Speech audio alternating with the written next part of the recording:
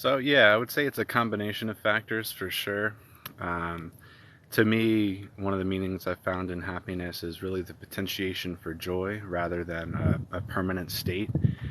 Meaning that just the way that we look at the world, the way that we naturally interpret and process things, increases the rate of the joy that we experience, which could be considered happiness. We can become really good at that, so to speak. So, I mean, I'm sure we've all been prescribed those. Hold on. Those quick fixes like just exercise and all the depression will go away. But it's a combination of factors that again give you that potentiation. So naturally, feeling good in the body, feeling good about your direction is gonna encourage those next forward movements in your life and everything like that. Accepting that things are hard, but doing them anyway, equipped with tools to absorb the most information out of your mistakes is a quick way to actually transcend the initial fear of the challenge in the first place. And yeah, I would say those are the strongest ways to look at things. The act of intentional introspection sort of develops your mind's perception of the subconscious automations of a past self, so you can interject yourselves into those things and manipulate that. So it's funny that the way to master consciousness is through developing your awareness, your observational capacities, and everything like that, and everything else sort of naturally takes care of itself, and that's the hard part. Our anxieties immediately talk us out of the things that we basically know we're capable of doing. Or if we're just getting into this, we don't know that we're capable or more capable than we think, which is why we have to feel the anxiety, recognize that the situation, event, or person is going to come up anyway, and the only way that we can deal with it is the way that we are and the way that we look at things rather than some sort of perfect answer that we script in our mind and hope plays out, because that's usually never how it goes. The situation itself is simple, but it's too chaotic to perfectly script in your mind. So that's why just a demeanor is the best thing that you could cultivate, um, instead of those permanent quick fixes. So I guess another thing to recognize in terms of manipulating neuroplasticity to change your overall outlook on the world and your own personal evolution is to realize however you are when you start doing the thing is going to be what you wake up to the next day. So your depression, your anxiety, everything like that, it's going to be the concurrent and consistent problem in your life. So the way that you look at it decides how you heal it, instead of trying to do it all at once or find those snap fixes. So the tools of mindfulness and emotional intelligence are the most important to develop, for sure. It all sounds quite boring, but it doesn't have to be, because getting good at something feels good, and you can get good at things more quickly once you realize the objective nature of the way that skills accumulate in the first place, which is just photons flashing into your brain, a computation happening, and a reiteration coming out of you, whether through a finer and more sharp action or a sharper articulation of whatever you're trying to communicate. So it's through the repetition of encouraging your brain to compute the answers to your problems or generate ideas based on the sweeping notions of things that you understand, essentially.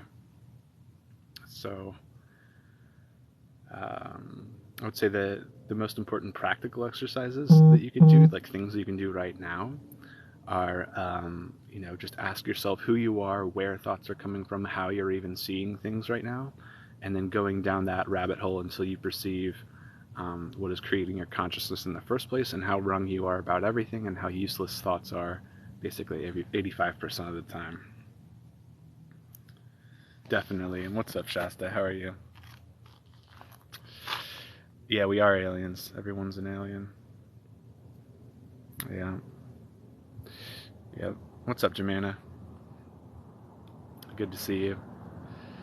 Just kind of riffing and rolling here. Again, guys, for just the basis that I use to talk about source and God and intelligence, consciousness, everything is infinity. We are infinity. So if you believe in infinity, you believe that there is everything possible forever, meaning your life is inevitable, and consciousness is inevitable. It's part of infinity. Of course, it's a thing. And that we're all equally individual and unified, right? This is what infinity is. You can see this in particles and quantum physics, how it's all unified, it's one thing, and equally individual. So this is sort of an intelligence simulation machine, but, not really. It's just the word that we have for it. This is just my interpretation of everything, but it seems to be the furthest logical conclusion that you can actually come to through the encouragement of this way of thinking. And it's been the strongest for me in terms of washing away the negative beliefs in my mind that limit my evolution, realizing I got myself in this situation because it's nuanced enough to appease something of infinite creation. We sort of focus this lens of intelligence into these human lifespans, or the lifespans of another creature, to fine-tune the nuances of our understanding of infinite capability. And in fact, it's the limitation of our infinity that expands it. And this initial paradox is what has born us. The inability to be aware of the lack of awareness. So when you die, there must always logically be something to be aware of, or the generation of a new awareness to be able to reflect on itself. So in that way, we are a cosmic retrospective look at everything. That probably didn't even make any sense, but that's okay. It doesn't need to. It's all just a pointer to what we already know. And a lot of the advice is the simple truths that we already have in our mind, that we espouse to others as the wisdom and fix to our lives. You can finish my sentence here. If at first you don't succeed, try and try again. You already know it. See, it's already there. You were able to finish my sentence. You already have the answers and unlock to the universe. Everyone does. It's the application, and it's the way that you apply it, and it's seeing the art in the nature of just being. Allowing the potentiation of your future to be birthed now through the summation of everything that you know and have accumulated prior. I think I said accumulated twice, but I don't know. Emphasis. Let me catch up here. What's up, Shins? Good to see you. How are you?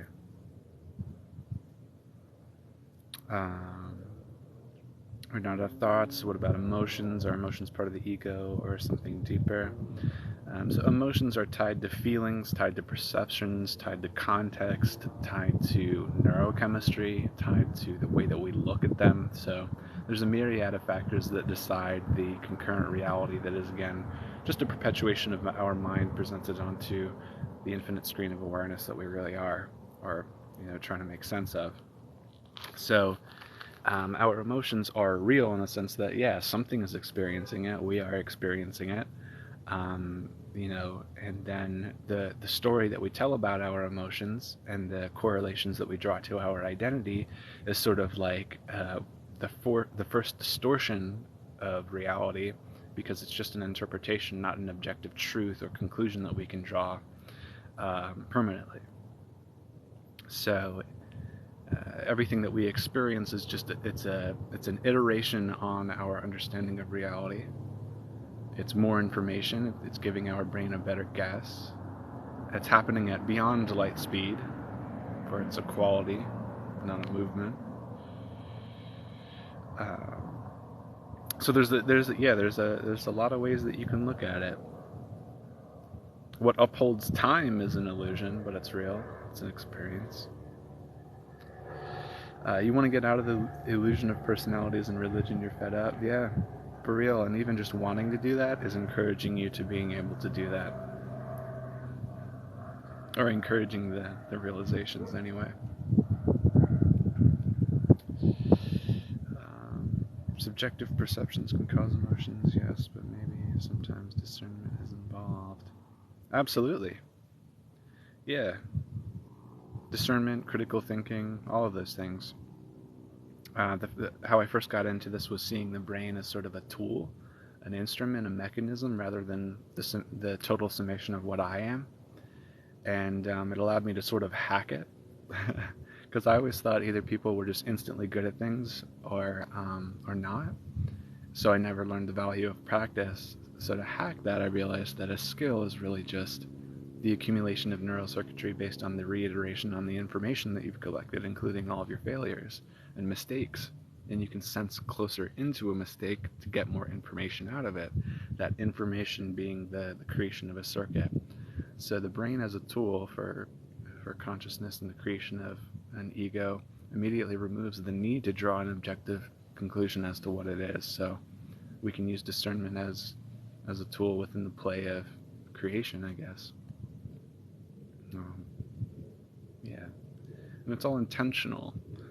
This is another part that I have trouble articulating, but will and whatnot is a quality of reality. All of the capacities of a God or source or infinity we dispose within our individuality. It's the invoking of them that is the hard part.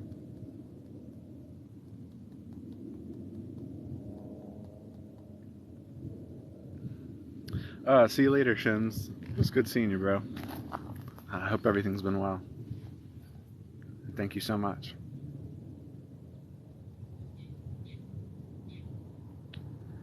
Personal opinion on astrology, surface level spirituality, or does it have value?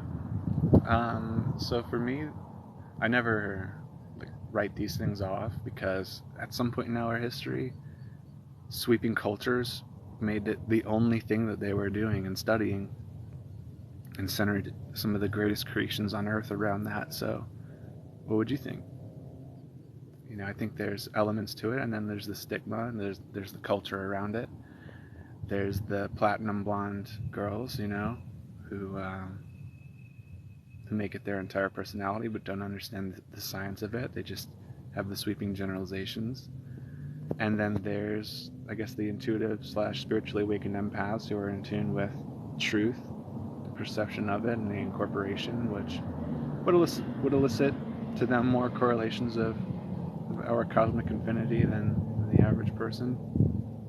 So it's lined up for me. The more I've gotten in touch with my true self, the more I've resonated with the astrological concepts and zodiacs. So I think it's a science like any other, and firm statements about it don't really work. Intuition is another interesting word. How does that fit all brain? So part of your intuition is the summation of everything that you know, and your ability to instantly draw correlations and novel ideas based on the direction of your intent. So everything that you learn now becomes your intuition later. Just like in chess or whatever. The more that you play the openings and mid-game and everything like that, the more you recognize the patterns of attack and response and defense, and then suddenly you don't need to compute anymore. You just naturally move the pieces. This applies to every other area of our life. Definitely a subjective sort of... hold on, my music just went off.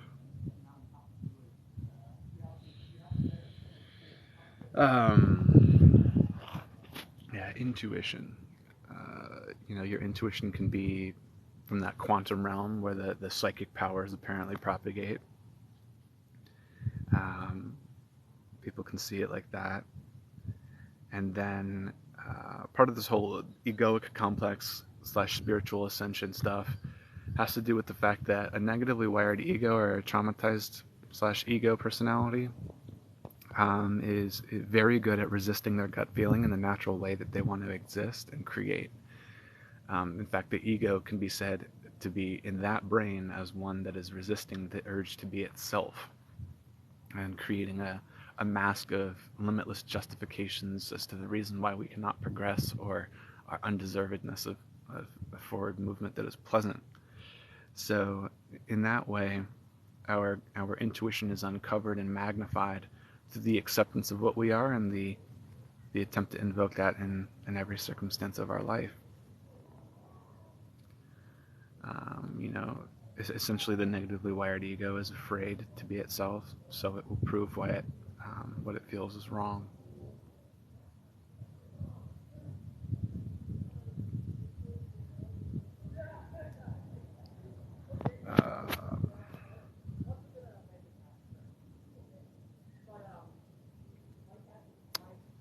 Oh, I'm a Cancer. Sorry, I actually missed a bunch here.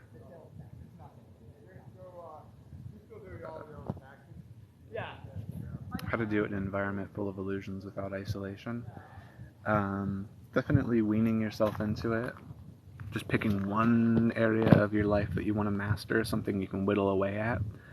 And the effect of that is any strength that you develop has sweeping gains in every aspect of your life. So the patience that you develop sitting and doing nothing carries over into the line at Starbucks because you created it in your brain.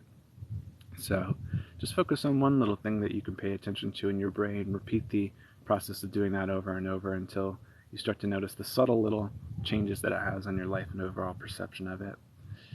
And then obviously I'm a huge proponent of plant medicine because it has an instant perceptual effect on your consciousness and your perceived level of ability, which is sometimes necessary to crack open the decade-long weaving of a negatively oriented psychology. So yeah, plant medicine, whittling away at it, picking one thing to get good at and realizing getting good at one thing gets you good at getting good at things.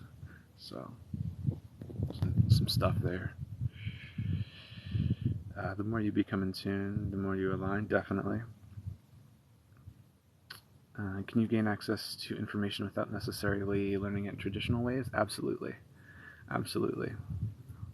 The perception of Akashic records or quantum entanglement / information,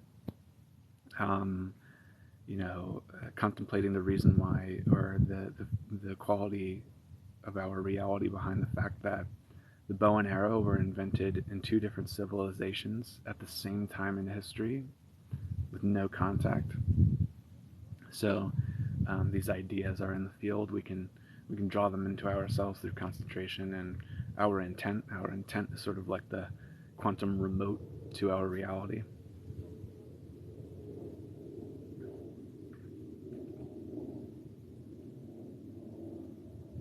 Yeah, they don't know how to use it.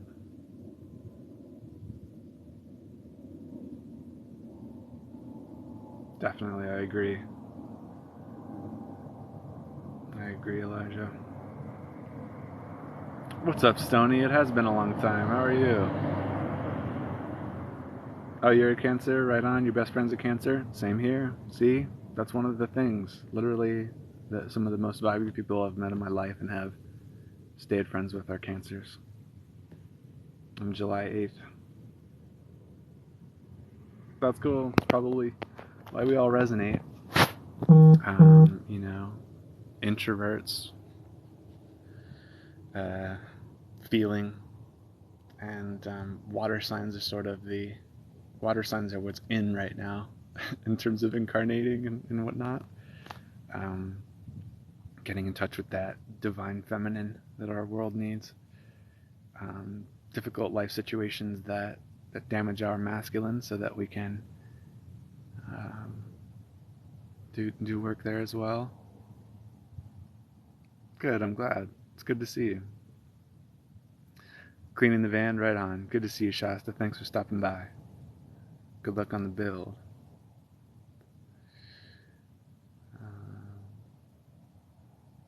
There's a great brain study on high interval training or high intensity meditation. Absolutely. Yeah, that's one of my favorites here in terms of spirituality is the body is the brain. Whatever's coursing through the body is creating your concurrent perception of reality. So a lot of the times we think that we can outthink our existential depression or have one quick fix in our life that solves all of our emotions, which is impossible because our brain can't remap to reality that quickly. But the instant perceptual effects of high intensity exercise, plant medicine, breath work, cold showers, all of that, deeply fascinating. Yeah. What's up, Milo? Good to see you. Wait, that is Milo, right? Yeah. You're really funny. In the best way.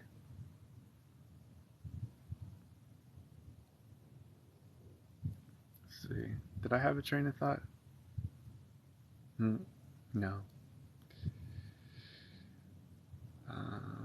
That about covers it. I just wanted to kind of, let's see, squeeze the juice out of the live boost that it does for these videos, just to see if that worked. To see if I don't know. Hey, right on. Thank you. To what extent can the environment affect your consciousness? I would say,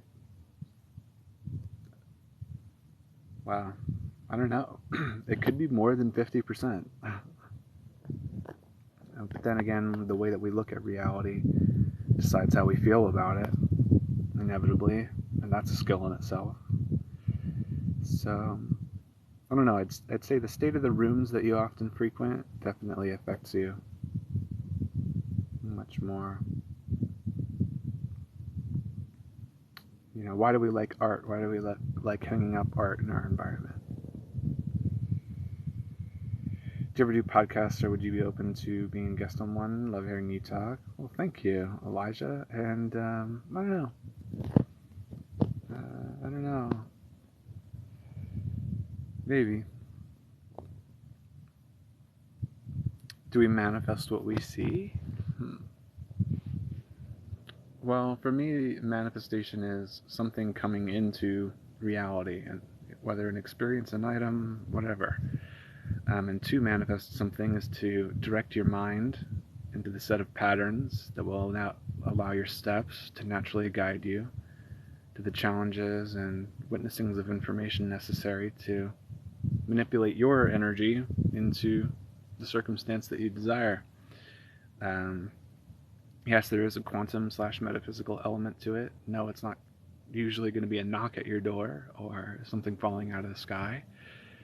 You are part of your manifestation, or what you want to happen. And the main thing in the way of manifesting is our ego, talking ourselves out of the steps that we are intuitively encouraged to take out.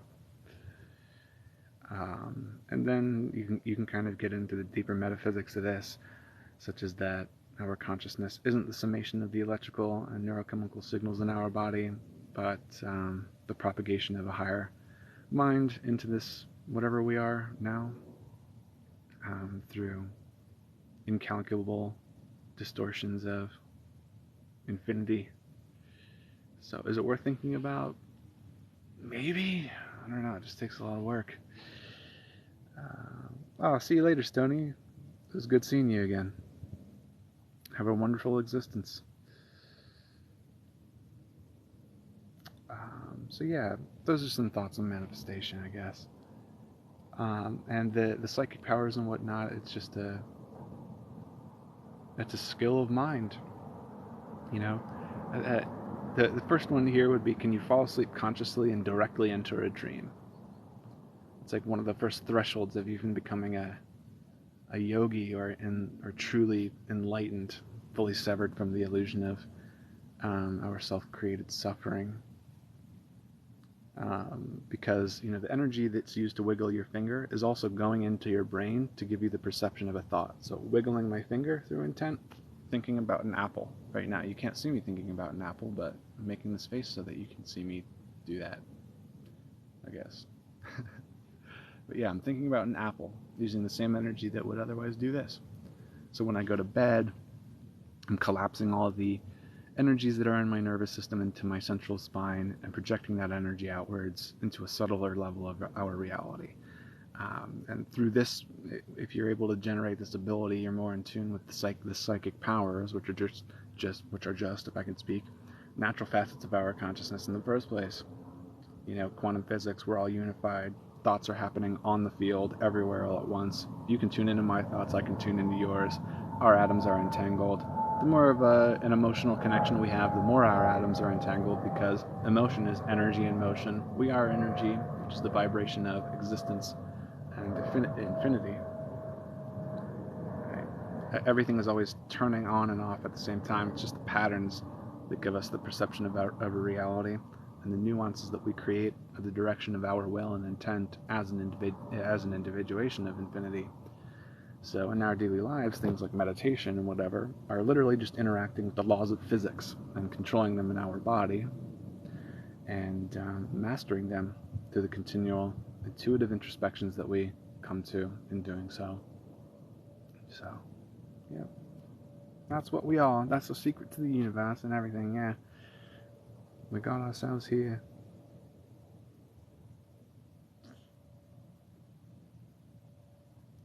Well, so it's an illusion and it's not. You know, when you're reading a book, the illusion is that that thing is happening, right? But you know it's a book. So the ego is a creation. It's a recreation in our mind. It's the pattern of interpretation that we have. So it's real and it's not real.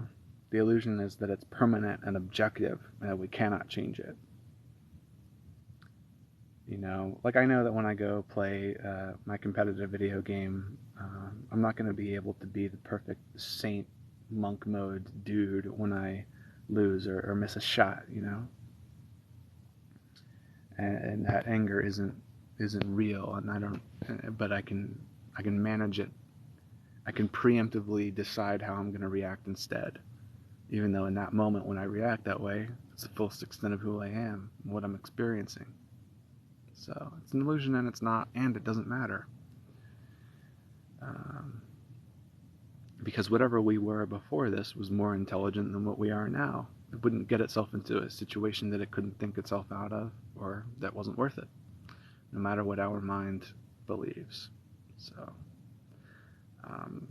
it's actually an honorable effort of yours, myself, and everyone in this world to intentionally encounter your difficult emotions, because it's the grandest act of power and strength and the most respected by any cosmic force that's aware of your current situation and the lack of awareness of them. They know that you're fighting for yourself anyway. Something like that. Anyway, thanks guys for hanging out. It's good to see you.